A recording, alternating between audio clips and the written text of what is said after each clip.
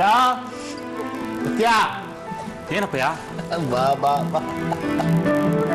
ಸಾವಿತ್ರಿ ಏನಾಯ್ತು? ಯಾಕೆ ಹಿಂಗೆ ಮಲಗಿದ್ಯಾ? ಗಾಬರಿ ಆಗ್ಬೇಡುವ, ಸಂತೋಷ ಪಡು. ಸಂತೋಷನಾ? ಹೌದು, ನೀನು ಅಪ್ಪ ಆಗ್ತಿದ್ಯಾ.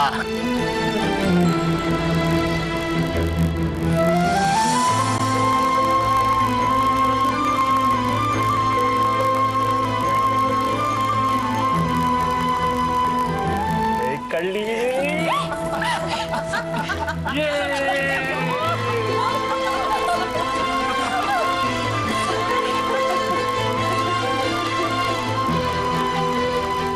ನಿಧಾನ ಕಣ. ಸತ್ಯ, ನಿಧಾನಕ್ಕಪ್ಪ. ಈಗ 2 ಜೀವ ಇದೆ ಗೊತ್ತಾಯ್ತಾ? ಹೊರಟೋರ್ಟಾಗಿಡ್ಬೇಡ, ನಯ ನಾಜುಕನ ಕಲ್ತ್ಕೋ. ಸರಿ ಸರಿ ಸರಿ. ಸತ್ಯ, ಕಂಗ್ರಾಚುಲೇಷನ್. ನೋಡ್ರಿ ನಮ್ಮ ಪುಟ್ಟಿ ಕಾಲ್ಗುಣ, ಈ ಮನೆಗೆ ಇದೊಂದು ಪಾಪ ಬರ್ತಾ ಇದೆ. ಹೌದು ಬಸ್ಸು, ಎಲ್ಲರೂ ಪುಟ್ಟಿ ಕಾಲ್ಗುಣ. ಹೀಗೆ ಅಂತ ಗೊತ್ತಿದ್ರೆ ವರ್ಷಕ್ಕೆ ಮುಂಚೆನೆ ಒಂದ್ ಮಗು ಫೋಟೋ ತಂದು ಹಾಕ್ತಿದ್ದೆ. ಎಲ್ರು ಕೇಳಿ, ನಾನಂತೂ ಇನ್ಮೇಲೆ ನನ್ ಮೊಮ್ಮಕ್ಳನ್ನ ಆಟ ಆಡ್ಸ್ಕೊಂಡು ಹಾಯಾಗಿ ಮನೆಯಲ್ಲಿರ್ತೀನಿ. ನಾನು ನಿಮ್ಗೆ ಹೆಲ್ಪ್ ಮಾಡ್ಕೊಂಡಿದ್ ಬಿಡ್ತೀನಿ. ಆಯ್ತು ರೀ. ಆಫೀಸ್ ಕೆಲಸ ಯಾರು ಮಾಡ್ತಾರೆ? ಅಯ್ಯೋ, ಆಫೀಸ್ ಕೆಲಸ ನೀನ್ ಮಾಡ್ಕೊಳಪ್ಪ. ನಾನು ವೈಶಾಲಿ ಇನ್ಮೇಲೆ ಫುಲ್ ಟೈಮ್ ಅಜ್ಜಿ ತಾತ ಅಲ್ವಾ? ಹೌದು. ನಾನು ಡಾಕ್ಟರ್ ಹತ್ರ ಹೋಗ್ಬೇಕು. ಎಲ್ರೂ ಸಂಭ್ರಮ ಪಡ್ಬೇಡಿ, ಮೊದಲು ಅವ್ರು ಕನ್ಫರ್ಮ್ ಮಾಡ್ಲಿ. ಹೌದಾ ಅಕ್ಕ? ಸರಿ ಸರಿ, ನಿಮ್ ಕಡೆಯಿಂದ ಕನ್ಫರ್ಮ್ ತಾನೆ?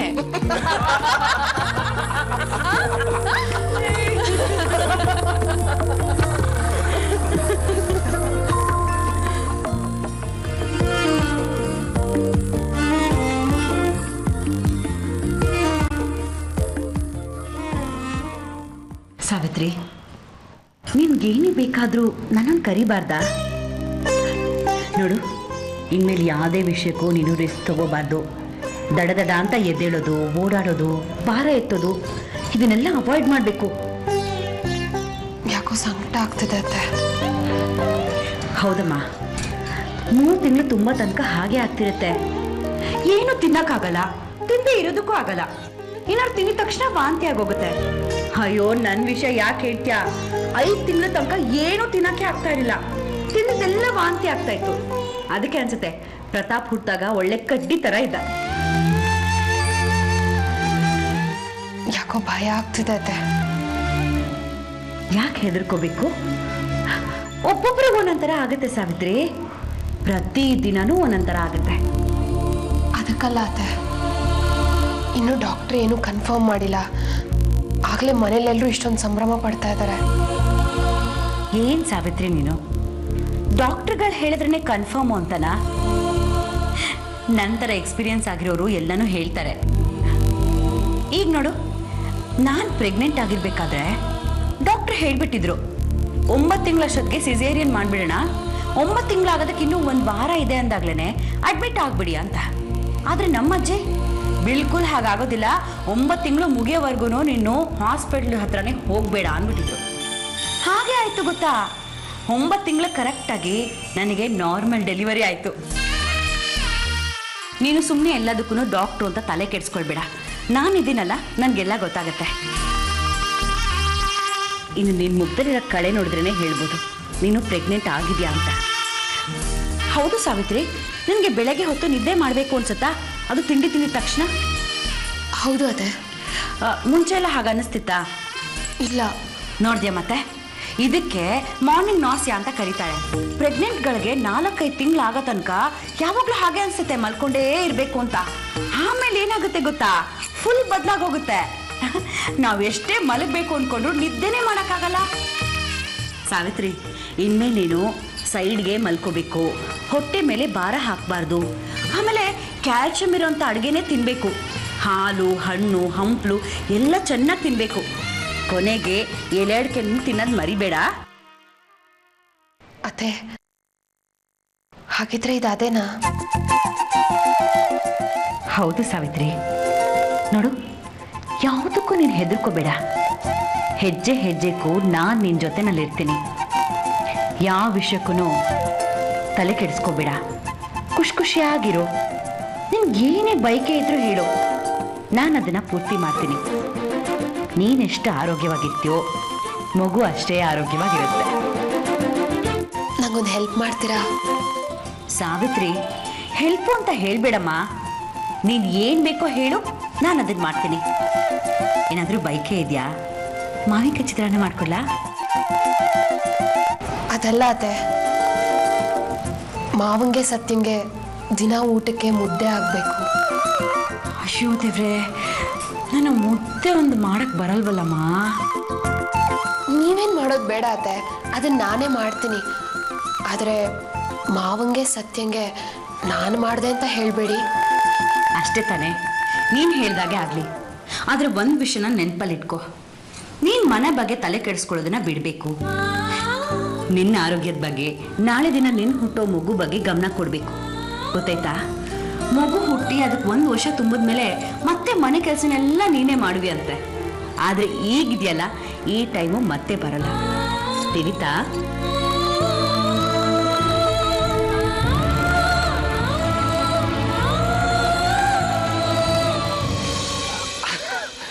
ಲಾಲಿ ಹಾಡುವೆ ನಾನು ಪುಟ್ಟ ಕಂದನಿಗೆ, ಲಾಲಿ ಹಾಡುವೆ ನಾನು ಸಿಗಪ್ಪ, ಲಾಲಿ ಹಾಡುವೆ ನಾನು ಪುಟ್ಟ ಕಂದನಿಗೆ. क्या हो गया नगड़ साहब? ಮಾತಾಡ್ಬಾರ್ದು, ಬಾಯ್ ತೆಗಿ. क्यों नगड़ साहब? ಒಂದಿಡಿ ನಿನ್ ಬಾಯ್ ಪುಣ್ಯಕ್ಕೆ. ये ನನ್ನ ಯೋಗ್ಯತೆ ಅಷ್ಟೇನಾ? ಲೇ ಸಿಗಪ್ಪ, ಸುಮ್ಮನೆ ತಮಾಷೆಗೆ ಹೇಳಿದೆ. ತೆಗಿ ಬಾಯ.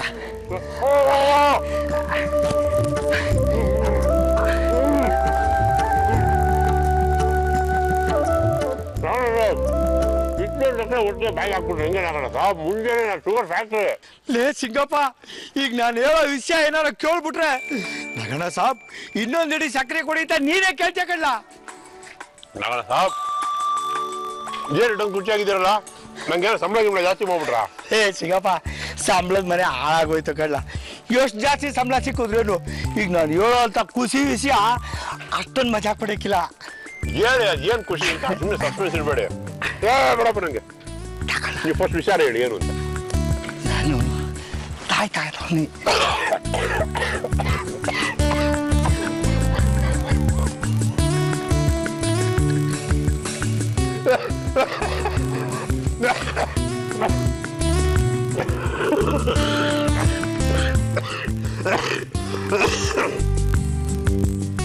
ನಾಗಣ್ಣ ಸಾಬ್, ಇದಕ್ಕೆ ಇಷ್ಟೊಂದು ಖುಷಿ ಪಡ್ಬೇಕಾ? ಈಗಾಗಲೇ ನೀವು ತಾತ ಆಗಿದ್ದೀರಾ. ಪ್ರೀತಿ ಪುಟ್ಟ ನಿಮ್ಮನ್ನ ಪ್ರೀತಿಯಿಂದ ತಾತ ತಾತ ಅಂತ ಕರೀತಾಳಲ್ವಾ? ಲೇ ಅದಲ್ಲ ಕಳ್ಳ, ನಾನು ಇನ್ನೊಂದ್ಕಿಂತ ತಾತ ಆಯ್ತಾವ್ನಿ.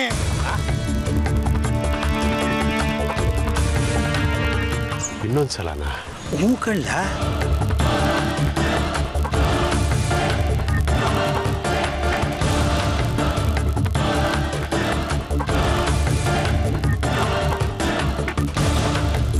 ಇವಳೇನ್ ಕಾಂಚನ ಅನಾಥಾಶ್ರಮಕ್ಕೆ ಹೋಗಿ ಇನ್ನೊಂದು ಮಗುವಿಗೂ ತಂದ್ಬಿಟ್ಲ? ಒಂದೊಂದಲ್ಲ ಇವಳು ರಗಳೆ.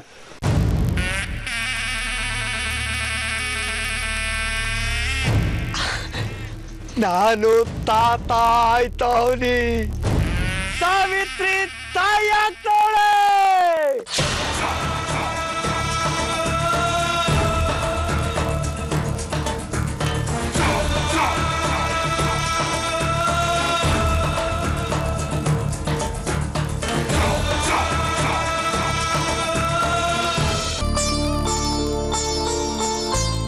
ರೀ, ಸಾವಿತ್ರಿಗೆ ಮಗು ಆಗ್ತಿರೋದು ನಿಮ್ಗೆ ತುಂಬಾ ಖುಷಿ ಆಗಿರ್ಬೇಕಲ್ಲ?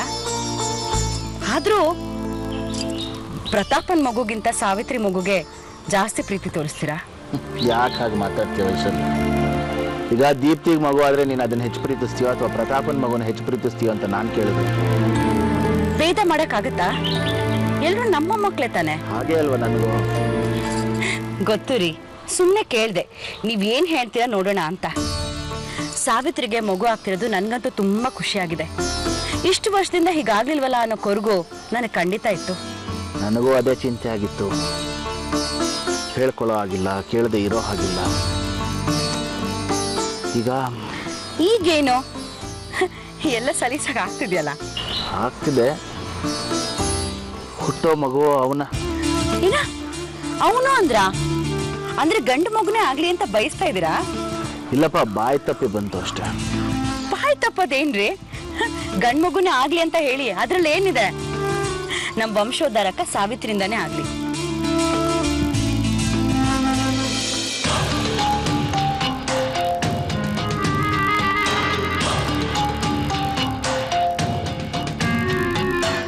ಸಾಬ್ ಹೇಳು ಕಿಶನ್ ಸಿಂಗ್, ಏನ್ ಬೇಕಿತ್ತು? ಸಾಬ್ ಅದು ಛೋಟಾ ಸಾಬು ನಿಮಗೆ ಕೀ ಕೊಡೋದಕ್ಕೆ ಹೇಳಿದ್ರು ಸಾಬ್. ಅಲ್ಲಿ ಕೀ ಬಂಚ್ನಲ್ಲಿ ಹಾಕ್ಬಿಟ್ಟು ಹೋಗು. ಟೀಕೆ ಸರ್.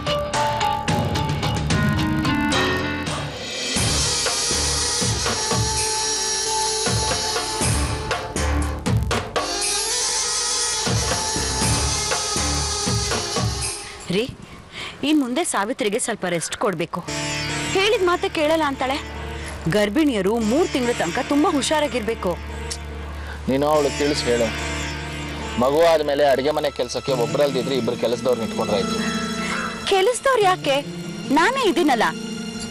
ಏನೋ ಇಷ್ಟು ದಿನ ಅವಳು ನನ್ನನ್ನು ಅಡುಗೆ ಮನೆ ಒಳಗಡೆ ಹೋಗೋದಕ್ಕೆ ಬಿಡ್ತಾ ಇರಲಿಲ್ಲ, ಅದಕ್ಕೆ ಸುಮ್ಮನಿದ್ದೆ. ಇನ್ ಮುಂದೆ ಅಡುಗೆ ಮನೆ ಇನ್ಚಾರ್ಜು, ಎಲ್ಲ ಕೆಲಸದ ಇನ್ಚಾರ್ಜ್ನ ನಾನೇ ವಹಿಸ್ಕೊಳ್ತೀನಿ. ನೀವು ಸ್ವಲ್ಪ ಸತ್ಯನ್ಗೆ ಬುದ್ಧಿ ಹೇಳಬೇಕು ರೀ. ಒಂದು ಸಣ್ಣ ಖರ್ಚು ಬೇಕಾದ್ರೂ 1000 ಸತಿ ಸಾವಿತ್ರಿ ಸಾವಿತ್ರಿ ಅಂತ ಪ್ರಾಣ ಹೇಳ್ತಾನೆ. ಅವನಿಗೆ ತಾನಾಗೆ ಯಾವ ಕೆಲಸನೂ ಮಾಡ್ಕೊಂಡು ಅಭ್ಯಾಸ ಇಲ್ಲ. ಹೌದು ರೀ, ಇಬ್ರು ನಿಜವಾಗ್ಲೂ ತುಂಬಾನೇ ಅಮಾಯಕರು. ಏನೋ ನಾವಿರೋ ಹೊತ್ತಿಗೆ ಆಯ್ತು. ಒಂದ್ ವೇಳೆ ನಾವಿಲ್ಲ ಅಂದಿದ್ರೆ ಸತ್ಯನ್ಗಿರೋ ನಾಲೆಡ್ಜ್ಗೆ, ಅವ್ನ ಡ್ರೈವರ್ ಕೆಲಸಕ್ಕೆ, ಮಗುನ ಓದ್ಸೋದು. ಯಾವ ಡ್ರೈವರ್ ಮಕ್ಕಳು ಓದೋದೇ ಇಲ್ವಾ? ನಾನೆಲ್ಲಿ ಹಾಗಂದೆ? ದಯವಿಟ್ಟು ಉದ್ಧಾರ ಆಗೋಕೆ ಓದಲೇಬೇಕು ಅಂತ ಏನಿಲ್ಲ.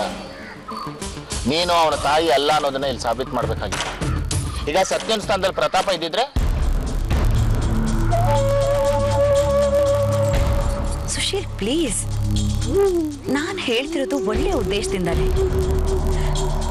ಅವ್ರು ನಮ್ಮ ಜೊತೆಗಿದ್ದಾರೆ ಅಂದ್ರೆ ನಾವು ಮಗುನ ಚೆನ್ನಾಗಿ ನೋಡ್ಕೊಳ್ತೀವಲ್ಲ, ಅದಕ್ಕರ್ಥ ಅವ್ರು ಚೆನ್ನಾಗಿ ನೋಡ್ಕೊಳ್ಳಲ್ಲ ಅಂತ ಅಲ್ಲ. ತಿಳುವಳಿಕೆ ಇಲ್ಲ ಅಷ್ಟೇ. ಮಗು ನಮ್ಮ ಜೊತೆಗಿರೋದ್ರಿಂದ ನಾವು ಮಗುನ ಚೆನ್ನಾಗಿ ನೋಡ್ಕೊಳ್ತೀವಿ. ಒಳ್ಳೆ ಸ್ಕೂಲಿಗೆ ಸೇರಿಸ್ಬೋದು, ಒಳ್ಳೆ ಎಜುಕೇಶನ್ ಸಿಗುತ್ತೆ. ನೋಡಿ ಸುಶೀಲ್, ಆರ್ಥಿಕವಾಗಿ ಗಟ್ಟಿ ಇಲ್ಲ ಅಂತಂದ್ರೆ ನಾವು ಎಷ್ಟೇ ಆಸೆ ಇಟ್ಕೊಂಡ್ರು ಅದ್ಯಾವುದು ಈಡೇರಲ್ಲ. ಅದು ಅಲ್ಲದೆ ಇವರಿಬ್ರು ಇಷ್ಟು ವರ್ಷ ದುಡ್ದಿರೋದ್ರಲ್ಲಿ 1 ರೂಪಾಯಿನ ಕೂಡ ಕೂಡ ಹಾಕಿಲ್ಲ. ದುಡ್ಡಿರುವಾಗ ಅದನ್ನ ಖರ್ಚು ಮಾಡ್ಕೊಳ್ತಾರೆ, ಏನು ಇಲ್ಲ ಅಂದಾಗ ಸುಮ್ಮನಾಗ್ಬಿಡ್ತಾರೆ. ಬಾಯಿ ಬಿಟ್ಟು ಯಾರನ್ನೂ 1 ರೂಪಾಯಿ ಕೂಡ ಕೇಳೋದಿಲ್ಲ. ನಿಜವಾಗ್ಲೂ ರೀ, ಅವರಿಬ್ರು ತುಂಬಾನೇ ಒಳ್ಳೆಯವರು. ದುಡ್ದಿಲ್ಲ ಅನ್ನೋದೊಂದು ಬಿಟ್ರೆ ಎಲ್ಲಾ ವಿಷಯದಲ್ಲೂ ಅವರಿಬ್ರೇ ಮುಂದು. ಗುಣ ಇರೋರಿಗೆ ಹಣ ಸೇರಲ್ಲ. ನನ್ನ ನಂತರ ಅವರ ಭವಿಷ್ಯ ಅಭದ್ರ ಆಗ್ಬಾರ್ದು. ಅಂದ್ರೆ ಆಸ್ತಿಲಿ ಸಿಂಹಪಾಲು ಅವರಿಬ್ರು ಕೊಡೋಣ ಅಂತ.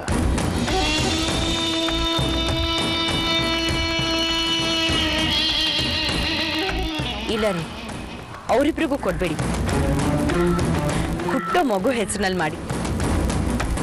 ಮಗು ಹೆಸರಲ್ಲಿ ಯಾಕೆ? ದುಡ್ಡು ಅನ್ನೋದು ಯಾರನ್ನೂ ಸುಮ್ಮನೆ ಇರ್ಸಲ್ಲ. ಹಾಗಂತ ಇವರಿಬ್ರು ಬದಲಾಗ್ಬಿಡ್ತಾರೆ ಅಂತ ಅಲ್ಲ, ಹೇಳಕ್ಕಾಗಲ್ಲ ಅಲ್ವಾ? ಯಾವುದಕ್ಕೂ ಆಸ್ತಿ ಎಲ್ಲ ಮಗು ಹೆಸರಿನಲ್ಲಿದ್ರೆ ಬೆಟ್ರ್ ಅಲ್ವಾ? ಮಗು ಬೆಳೆದು ದೊಡ್ಡದಾಗ ತನಕ ಆಸ್ತಿ ಎಲ್ಲ ಇವ್ರ ಸುಪರ್ದಿಗೆನಲ್ಲೇ ಇರಲಿ. ಹೇಗೂ ನಮ್ಮ ಕಾಲ ಮುಗಿದ್ಮೇಲೆ ತಾನೆ ಈ ಬಿಲ್ಲೆಲ್ಲ ವರ್ಕ್ ಆಗೋದು. ಹಾಗೇನಿಲ್ಲ, ನಾವು ಬದುಕಿರೋವಾಗಲೇ ವಿಲ್ ವರ್ಕ್ ಆಗೋ ಹಾಗೆ ಮಾಡಬಹುದು. ಸರಿ, ಹಾಗಿದ್ರೆ ಹುಟ್ಟೋ ಮಗು ಹೆಸರಿಗೆ ಮಾಡಿ, ಅದರಿಂದ ಅವ್ರಿಗೂ ಸಂತೋಷ ಆಗತ್ತಲ್ವಾ?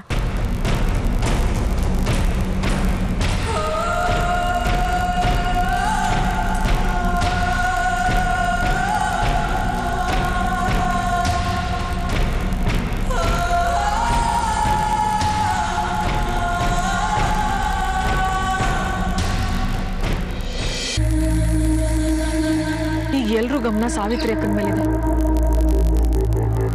ಎಲ್ಲರೂ ಅವ್ರನ್ನ ತುಂಬಾ ಚೆನ್ನಾಗಿ ಆರೈಕೆ ಮಾಡ್ತಾರೆ. ಆಮೇಲೆ ಡೆಲಿವರಿ ಆಗುತ್ತೆ, ಮಗು ಮುದ್ದಾಟ. ಇದ್ರ ಮಧ್ಯೆ ನನ್ನ ಮದುವೆ ಗತಿ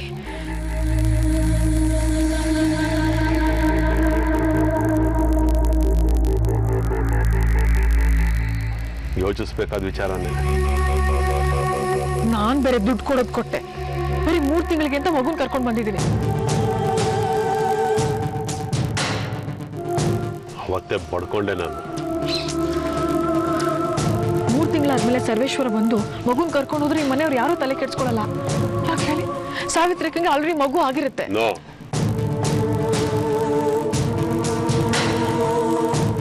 ಹಾಗಾಗಬಾರ್ದು.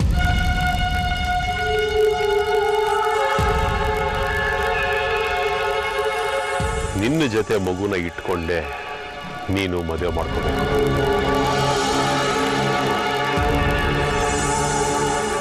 ಯಾಕೆ? ಏನಮ್ಮ ಒಳ್ಳೆ ಪುಟ್ಟ ಮಗು ಕೇಳ್ದಂಗೆ ಯಾಕೆ ಅಂತ ಕೇಳ್ತಾರೆ. ಮಗು ನಿನ್ ಜೊತೆ ಇಲ್ಲದೆ ಇದ್ರೆ ಈ ಮನೆಯವರು ನಿನ್ನನ್ನ ಸೊಸೆ ಅಂತ ಯಾಕಮ್ಮ ಒಪ್ಕೋತಾರೆ?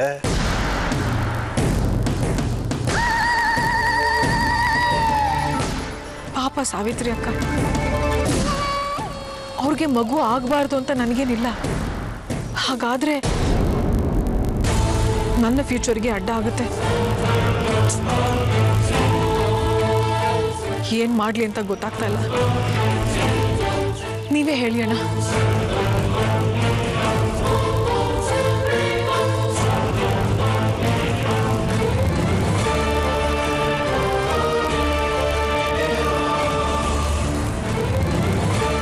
ಈಗಿನ್ನೂ ಹಾರಾಟ ಶುರುವಾಗಿದೆ. ಇನ್ನು ಟೈಮ್ ಇದೆ ಬಿಡು. ಅಷ್ಟರಲ್ಲಿ 3 ತಿಂಗಳು ಆಗ್ಬಿಟ್ರೆ ಇನ್ನು 6 ತಿಂಗಳು ಟೈಮ್ ಇರುತ್ತಲ್ಲಮ್ಮ. ಯಾವ್ದಕ್ಕೆ? ಡೆಲಿವರಿಗೆ. ಕರ್ಮ. ಅಜ್ಜಿಗೆ ಅರ್ವೆ ಚಿಂತೆ ಆದ್ರೆ ನನಗೆ ನನ್ನ ಮದ್ವೆ ಚಿಂತೆ.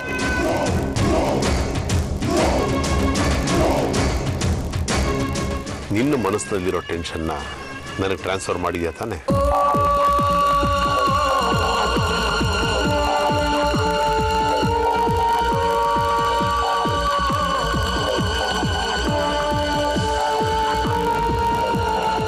ನೀನು ನಿಶ್ಚಿಂತೆಯಿಂದ ಇದ್ಬಿಡು. ಮುಂದೆ ಏನು ಮಾಡಬೇಕು ಅಂತ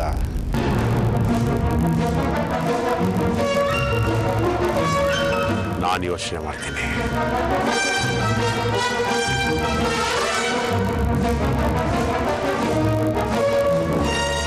ಅಯ್ಯೋ ಬೇಡ ರೀ. ನಿಂತ ಅಕ್ಕ, ಚಳಿ ಐತೆ ಹೊರಗಡೆ ಗೋ. ಹಾಕ ಸಹೋದ್ರಿ. ಬೇಡ ರೀ. ಏನು ಆಗಲ್ಲ, ಹಾಕ ಹಾಕ. ಇದೆಲ್ಲ ಹೊರಗಡೆ ಚಳಿ ಇದೆ ಗೊತ್ತಾ? ಇದೆಲ್ಲ ಬಾಣಂತೀರ್ ಹಾಕೊಳ್ಳೋದು. ಅಯ್ಯೋ ಯಾವ್ದೋ ಒಂದು ಆಗಿದೆಯಲ್ಲ ಈಗ. ಹಾಕ ಹಾಕ. ಆಗಿದ್ದೀನೋ ಇಲ್ವೋ ಡಾಕ್ಟ್ರೇ ಇನ್ನೂ ಹೇಳಿಲ್ಲ. ಆಗಿದ್ರು ಈಗಲೇ ಇದನ್ನೆಲ್ಲ ಹಾಕೊಳ್ಳೋ ಅವಶ್ಯಕತೆ ಇಲ್ಲ ರೀ. ಸಣ್ಣ ಮಕ್ಳ ತರ ಆಟ ಮಾಡ್ಬೇಡ ಸೌತ್ರಿ, ಸುಮ್ಕೆ ಹಾಕ. ಶೇಕೆ ಹಾಕ ಸೌತ್ರಿ, ಏನಾಗಿಲ್ಲ. ಉಲ್ಟಾ ರೀ. ಉಲ್ಟಾನ ಪಲ್ಟಾನ ಹಾಕ. ಪಾಪ ಮಾತಾಡಿ. ಹೊರಗಡೆ ಸಾಕ್ಸ್ ಇಟ್ಟಿವ್ನಿ, ಚಪ್ಪಲಿ ಹಾಕತ್ತ ಸಾಕ. ಬೇಡ ರೀ. ಪ್ಲೀಸ್ ಹಾಕ. ಎಕ್ಸಾಕ್ಟ್ಲಿ ಡಾಕ್ಟ್ರೆ, ನೀವು ಒಂದೇ ಒಂದ್ಸಲ ಚೆಕಪ್ ಮಾಡ್ಬಿಟ್ಟು ಹೇಳ್ಬಿಟ್ರೆ ನಮ್ಗೆ ಅಷ್ಟೇ ಸಮಾಧಾನ. ಈಗ ನಮ್ಮ ಅಕ್ಕ ಬಾಬಾ ಹೊರಟಿದ್ದಾರೆ. ಆ್ಯಕ್ಚುಲಿ ನಾವು ಅಪಾಯಿಂಟ್ಮೆಂಟ್ ತಗೊಂಡಿಲ್ಲ. ಇಟ್ಸ್ ಓಕೆನಾ? Thank you very much. ಈಗ ಹೊರಡ್ತಾರೆ. Okay bye. ನಾನು ಡಾಕ್ಟರ್ ಹತ್ರ ಮಾತಾಡಿದ್ದೀನಿ. ಈ ಡಾಕ್ಟ್ರು ಪ್ರತು ಕ್ಲೋಸ್ ಫ್ರೆಂಡ್ ರಮಣ ಅಂತ, ತುಂಬ ಒಳ್ಳೆ ವ್ಯಕ್ತಿ ಅಂತೆ. ನೀವಿಬ್ರು ದೀಪಶ್ರೀ ಹಾಸ್ಪಿಟ್ಲಿಗೆ ಹೋಗಿ, ನಾವು ಡಾಕ್ಟರ್ ಹತ್ರ ಅಪಾಯಿಂಟ್ಮೆಂಟ್ ತಗೊಂಡಿಲ್ಲ, ಆದರೆ ಮಾತಾಡಿದ್ದೀವಿ ಅಂತ ಹೇಳಿದ್ರೆ ನೇರವಾಗಿ ಡಾಕ್ಟರ್ ಹತ್ರ ಕಳಿಸ್ತಾರಂತೆ. Thank you so much Vinutha. Thank you ಬೇಡ ಭಾವ. ತಗೊಳ್ಳುವ ಇಲ್ಲ ತಗೊಳ್ಳುವ ನೀನು. ಓಕಣ್ಣ ಓಕಣ್ಣ. ಏ ಮಗ, ಹಂಗೆ ವಾಪಸ್ ಬರುವಾಗ 2 kg ಸ್ವೀಟ್ ಇಟ್ಕೊಂಡ್ಬರ್ಬೇಕು. ಮರ್ತ್ಬಿಟ್ಟು ಬಂದೆ ಅಂದೆ ಕಾರಿಂದ ಹಂಗೆ ಆಚೆಗೆ ಹಾಕ್ಬಿಡ್ತೀನಿ. ಏನವ್ವ ನೀನು ಹೋಯ್ತಿದ್ದೇನವ್ವ? ನೀನ್ ಯಾಕವ್ವ? ಗಂಡ ಹೆಂಡ್ರವ್ರು ಹೋಗಿ ಬರ್ಲಿ ಬಿಡು. ಅಂಕಲ್, ಅಕ್ಕಂಗೆ ಒಬ್ರು ಹೆಲ್ಪ್ ಬೇಕಾಗತ್ತೆ. ಇದು ಹೆಂಗಸ್ರ ವಿಷಯ, ಯಾರು ಒಬ್ಳು ಇರಲೇಬೇಕಾಗತ್ತೆ. ನಿಮ್ಗೆ ಇದೆಲ್ಲ ಗೊತ್ತಾಗಲ್ಲ. ನಾನು ಹೋಗ್ಬಿಟ್ಟು ಬರ್ತೀನಿ. ಹಂಗೆ ಅಂತೀಯ? ಹೌದು. ಸರಿ ಬಿಡವ್ವ. ಲೇ ಅಪ್ಪಯ್ಯ, ನಿಂಗೆ ಇವೆಲ್ಲ ತಿಳಿಯಕ್ಕಿಲ್ಲ. ವಿನುತಾ ಬೋ ಎಕ್ಸ್ಪೀರಿಯನ್ಸು. ಸಾವಿತ್ರಿ ಜೊತೆ ಯಾರು ಇರ್ಲೇಬೇಕು. ನಾವು ಹೋಯ್ತೀವಿ, ನೀವು ಸುಮ್ಕಿರು. ಆಯ್ತು ಕಣಪ್ಪ. ಬನ್ನಿ. ಸಾರಿ.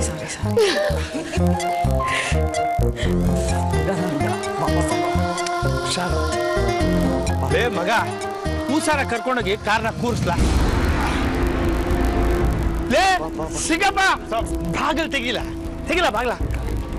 ಚೋಪನ ಕಡ್ಲಾ? ಆಗಣ ಸಾಬ್ ಮೇಮ್ ಸಾಬು ಡಾಕ್ಟರ್ ಹತ್ರ ಹೋಗ್ತಾ ಇದ್ದಾರಾ? ಲೇ ಸಿಗಪ್ಪ, ನಮ್ಗೆ ಎಷ್ಟೇ ಕಾಸ್ಟ್ಲಿ ಇದ್ರು ಒಂದ್ಕಿತ ಡಾಕ್ಟರ್ ತಾವು ಕೇಳ್ಬಿಟ್ರೆ ನೆಮ್ಮದಿ ಅಲ್ವಲ್ಲ? ಓ ಟೀಕೆ, ಎಲ್ಲ ಡಾಕ್ಟರ್ ಒಂದ್ಸಲ ಚೆಕ್ ಮಾಡ್ಬಿಟ್ಟು ಕರೆಕ್ಟ್ ಆಗಿದೆ ಅಂದ್ರೆ ನೆಮ್ಮದಿ. ಅದು ಕಣಪ್ಪ, ಕರೆಕ್ಟಾಗಿ ಮಾತು ಹೇಳ್ದೆ ನೋಡು ನೀನು.